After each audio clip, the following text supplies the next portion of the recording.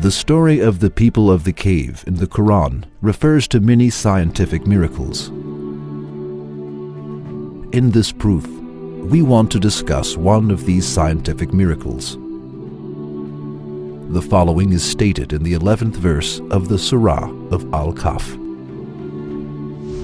Then we struck upon their ears, causing them to go in deep sleep for a great number of years in the cave.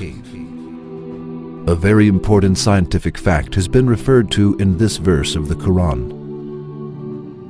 It is as follows.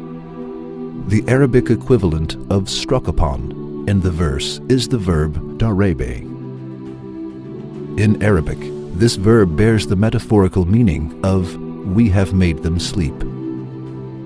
However, when the verb darebe is used with the ears, that is, when the phrase struck upon the ears is used, this bears the meaning of preventing the ears from hearing. After this explanation, let us pay attention to the verse again. Almighty Allah could have used the expression, "We have made them sleep," for the people of the cave. However, He did not say so. Instead, He said, "We struck upon their ears."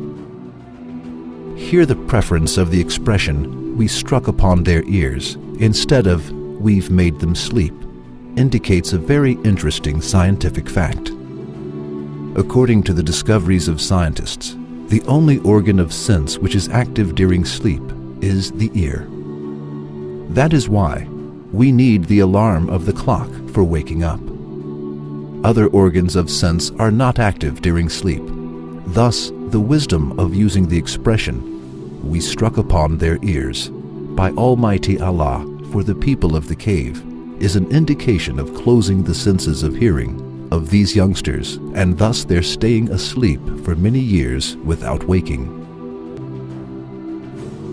So, with the particular emphasis on the expression, "we struck upon their ears," the scientific fact of the activeness of ears during sleep has been pointed out.